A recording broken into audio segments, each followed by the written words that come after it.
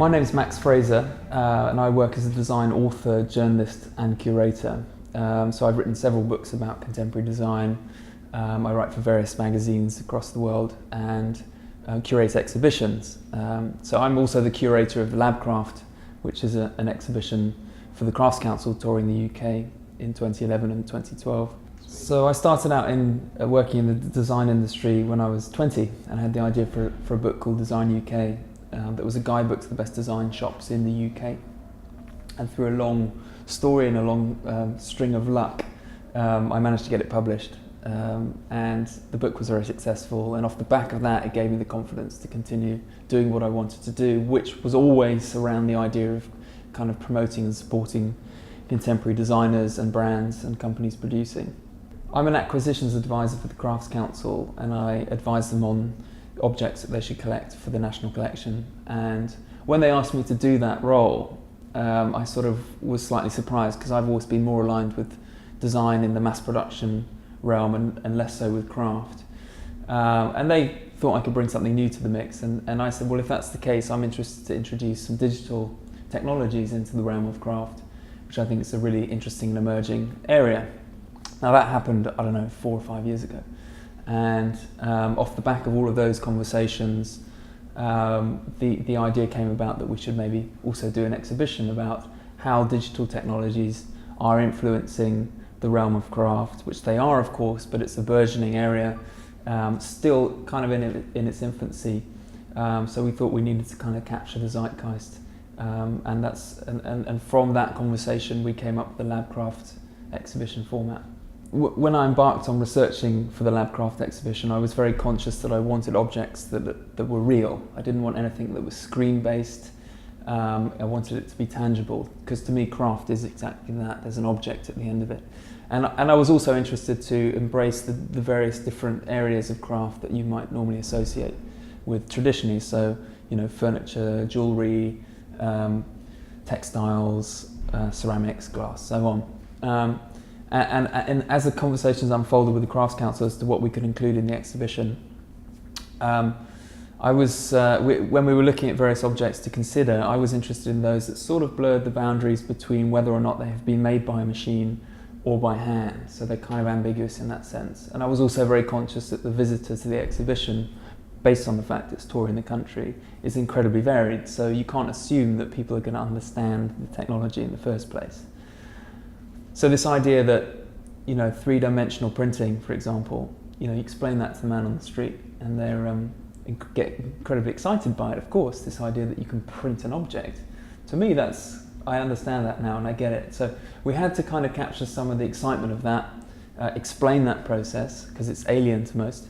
And then, of course, there are all sorts of other technologies beyond the rapid prototyping. Yeah, it's interesting. When I was researching this exhibition, I definitely got a feeling that there was a slight resistance to digital technology from, I suppose you might call it, the craft establishment. You know, craft as a definition is very handmade. It's very driven by skill that you acquire over many years.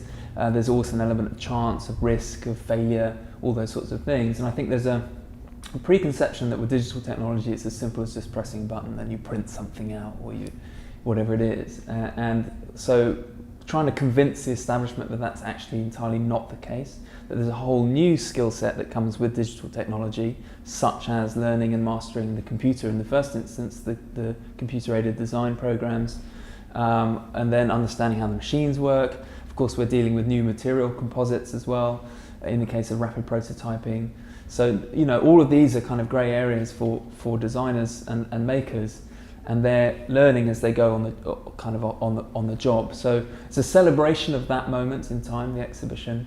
But I'm very conscious that the craft establishment need to accept and understand digital technology. It is very much part of the fabric of contemporary craft, if you like. And I think, interestingly, most makers coming through the next generation won't know anything other than the digital world. You know, so the idea that you made things by hand might be a completely foreign concept. I don't like the reality of that necessarily, but I don't see that that we have any other options. either in that respect. It's here, it's exciting, and we're able to now make things that couldn't be made by human hand, which is also incredibly empowering to a practitioner. The reality of a lot of these digital technologies is that the machinery in itself is very expensive, so it's not something that practitioners tend to have within their own studios. So by virtue of that, they have to go somewhere, normally a digital manufacturing centre, where the machines are accessible via technicians. The machines are very expensive, to purchase, to run. A lot can go wrong. So the presence of a technician with the creator is essential. Now, that's fine on the one hand, but equally where that throws up some debate is that the interference perhaps of the technician slightly blurs the clarity of authorship in the object. You know, how much compromise has the creator had to make in order to achieve, you know, the object at the end of the process. And I think my response to that, in defence of the creator and in defence of digital technology, is that if you look at more traditional processes, there's quite often an apprentice or technician present anyway. And equally, if the maker or the creator is there to authorise those changes, then the authorship still belongs to them in my eyes. The excitement for me as a curator of a digital exhibition like this is it was a big learning curve for me. So I had a lot of people to meet. I met great designers, went to superb studios, and in that time I learned a lot about the difficulties that these makers are encountering with digital technologies. But also got to learn a little bit about the processes themselves, and there are some great pieces that have come out of that in the exhibition, such as the jewellery pieces by 1234 Lab, which utilise sound waves technology, so they're capturing the sound of somebody's voice. It might be "I love you," turning that into the nuances of that person's voice into a physical form, and in the case of their work, it's into a necklace. So this idea that jewellery can be entirely customizable between two people, it's an exchange of love or vows or whatever it is. It's a beautiful piece they produced. Geoffrey Mann is also a really interesting designer for me. He's kind of developed a reputation for himself that he doesn't actually ever touch the object until it's reached the gallery.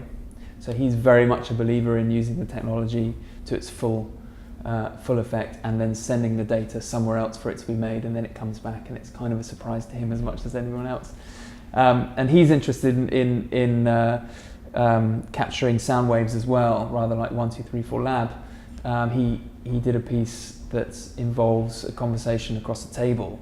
He took a snippet from American Beauty, the film, an argument across a domestic kitchen table, and managed to sort of replicate the sound waves of the exchange through all the objects in the table, if you can imagine. So what you get is he then freeze-framed that. So you've got teapots that have gone kind of haywire through this sound wave exchange, and then he captured that and froze it and turned that into an object, which in itself is not particularly functional, but creates a very intriguing object at the end of it that could never have been made any other way. Geoffrey Mann also exploited the inherent problems with technology. You know, it's not perfect, which people think it is. So for example, a 3D scanning device where you can scan any object with incredible accuracy really doesn't like reflection. It can't handle reflection. So it reads it as a solid object. So he took a shiny candelabra, scanned it, and all of the reflections coming from the shine were picked up by the machine as solid spikes. And rather than trimming them off on the computer afterwards, which is what most people would do to then return to the original object, he decided to leave it exactly as it was. And as a result, you've got this kind of really bizarre sort of alien-like spiky object that again has no function, but is incredibly intriguing and could never have been made any other way. Something that really struck me when researching the exhibition was that, you know, all of these designers and makers are using standardized tool sets in so much as they're using software programs that are available across the world. They're having to use machinery that is also widely available now, increasingly so. And the risk of that is that you start to create kind of a digital aesthetic almost. You know, the software originally was designed to make life easier for us, and there's a slight risk in the realm of craft where that's not ever the motivation. It's not about being more efficient. So by clicking on that button or that button, you're creating, you run the risk of kind of homogenizing your idea. So I think where the interest for me lies is in practitioners who are looking at kind of subverting that technology away from standardization, kind of hacking it a little bit, maybe recoding it in some way, maybe applying the machine in a way it shouldn't really be applied. The outcomes from that to me are the most interesting. So an example of a designer subverting the technologies is a guy called Drummond Masterton, who is exhibiting in Labcraft. And he works with solid aluminium, and he CNC mills his objects from that. And it's very much about very subtle, beautiful nuances in surface decoration, surface patterning, and so on. And his frustration is with the standardization of the software that he's using. Now, he's fortunate that he's a lecturer at Falmouth College, and they have access to he has access to the machines all the time, so he can go from file to machine, from file to machine, to and fro like that. And in that process of a few years that he's been doing that, he's really learnt how to manipulate away from standardization. For example, the milling machine cutting the aluminium, will run in a direction that is most efficient, because that's how it's programmed. He'll find a way of making it not do that, so the pattern result will be very different. That's exciting for me, and that is also avoids this problem where things can be replicated by anybody. I think practitioners are very conscious that they're dealing with data, and data is transferable. And the worst thing that can happen is that data gets into somebody else's hands.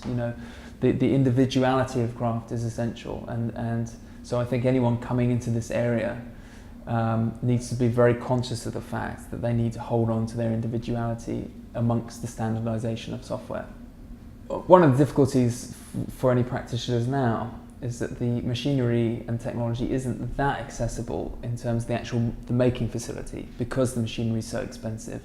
And I think as it becomes widely used, like any technology, the price will come down, and who knows, maybe the prediction is that we'll all be 3D printing in our homes in the same way that we print sheets out right now. That's exciting turf. So this idea that actually the designer might be challenged by the public might, through the software capabilities, might be able to produce their own objects in the future. That's quite exciting, quite difficult in a grey area, and not one that most designers are too comfortable with. But I think ultimately it's really an exciting time, and I think all that Labcraft really does is try to capture the zeitgeist of now. I was very conscious when curating the exhibition that this isn't a retrospective, it's not a finale. Since I've finished curating the show, I've discovered so many other fantastic makers out there, so may this just be the start of something new.